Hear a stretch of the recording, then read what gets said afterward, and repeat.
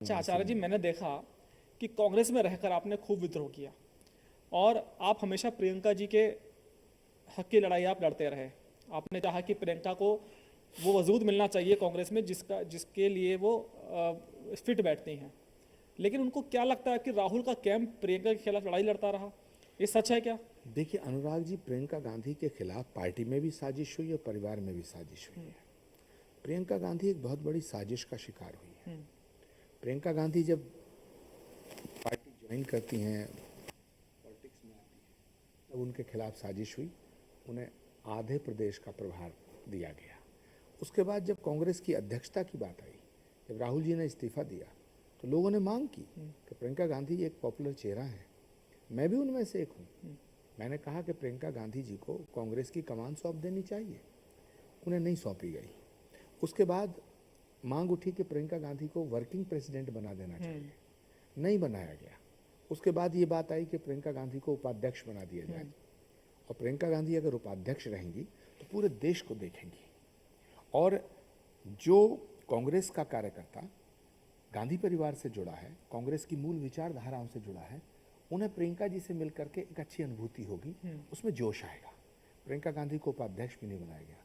हद तो तब हो गई अनुराग जी, जब राज्यसभा देने की बात आई तो प्रियंका गांधी जी को राज्यसभा नहीं भेजा गया, और प्रियंका गांधी को काटने के लिए, संसद से दूर रखने के लिए सोनिया जी को राज्यसभा भेजा गया।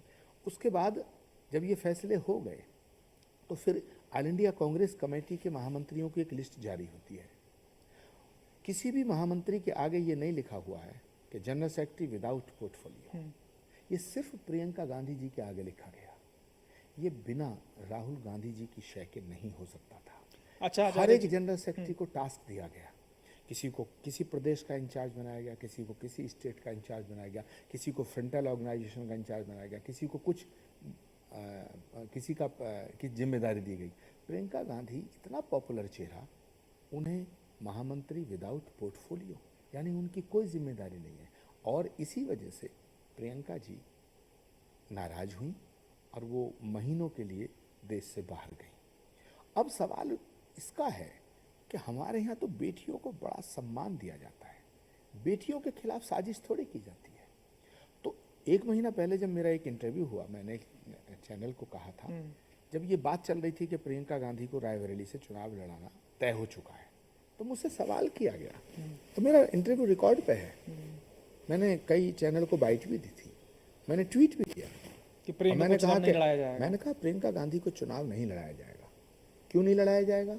क्योंकि राहुल गांधी जी और उनका कैंप नहीं चाहता है कि प्रियंका गांधी संसद पहुंचे। उनका कैंप नहीं चाहता। उनका कैंप तो ये चाहता प्रियंका गांधी राजनीति छोड़ के घर में रोटी बनाए। लेकिन आचार्य जी, आपको लगता नहीं कि प्रियंका गांधी भी राजनीति में सिर्फ पिकनिक के तौर पे आती हैं? जब चुनाव होते हैं तो प्रियंका नजर आती हैं। अगर आप कहें कि रायबरेली अमेठी में अगर राहुल गांधी नहीं जाते तो प्रियंका कितनी बार जाती हैं, आप बताइए। लेकिन मुझे लगता है स्मृति ईरानी का वो दौर देखा जब वो वहां से चुनाव हारी, तो हारने के बावजूद वो चुनावी मैदान में डटी रही, लोगों के बीच में हो गई। चुनाव ऐसे ही स्मृति ईरानी नहीं जीती। लेकिन ये जो परिवार के लोग हैं, चाहे राहुल गांधी हो प्रियंका गांधी हो, ये हमेशा जो बैटल फील्ड है उससे दूर रहते हैं। देखिए, एक तो मैं प्रियंका जी को बहुत करीब से मैंने जाना है। वो एक अच्छी बेटी है, एक अच्छी माँ है, और एक बहुत ही अच्छी बहन है। अच्छी पॉलिटिशियन है या नहीं? उन्हें पॉलिटिशियन बनने का मौका नहीं दिया गया। देखिए, किसी व्यक्ति को कोई जिम्मेदारी ना दी जाए और उसको आप कहो कि साहब ये अपनी प्रतिभा का प्रदर्शन नहीं कर पाया, तो प्रियंका गांधी के साथ जो विडंबना है वो ये है अनुराग जी, बड़ी गंभीर बात मैं कह रहा हूँ, कि जैसे महाभारत में भीष्म पितामह बहुत बड़े योद्धा थे,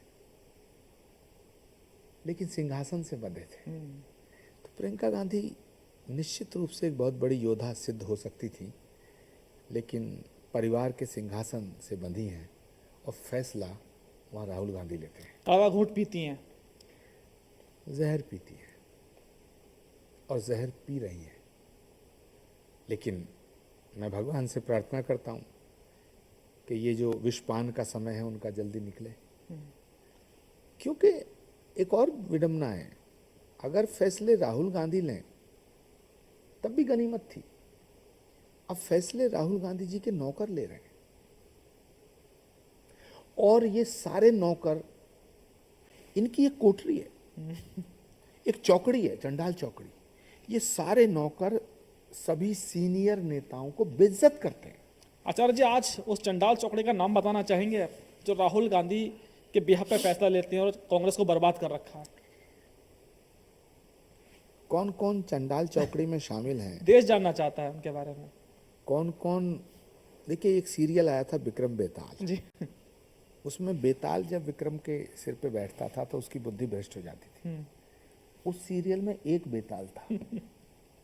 कांग्रेस पार्टी में हर जगह बेताल है। कांग्रेस दफ्तर जाओ, एक दो नेताओं को छोड़ दो, एक दो नेताओं को छोड़ दो, हर कमरे में बेताल बैठा है। तो ये जो बेताल हैं, ये राहुल गांधी की सिर पे बैठ गए और ये कांग्रेस को महात्मा गांधी के रास्ते से हटाकर मोहम्मद अली लेकिन जिन्ना के राहुल रास्ते पे ले गए। विक्रम है या नहीं, इसका भी जवाब दे दीजिए। देखिए, बेतालों की हमारे- संख्या तो आपने बता दी। हमारे शास्त्रों में एक कहावत है, प्रत्यक्षम किम प्रमाणम। प्रत्यक्ष को प्रमाण की आवश्यकता नहीं होती है, मुझे बताने की जरूरत नहीं है, ये स्वतः ही सिद्ध हो रहा है। प्रियंका गांधी को अध्यक्ष नहीं बनाना, प्रियंका गांधी को चुनाव नहीं लड़ाना, प्रियंका गांधी को राज्यसभा नहीं भेजना, प्रियंका गांधी का नाम जो ले दे, जो प्रियंका गांधी का नाम ले दे उसको साइड कर देना, जो प्रियंका गांधी का नाम ले दे उसे पार्टी से निकाल देना, जो सनातन के खिलाफ बोले उसे पार्टी में बड़ा पद देना।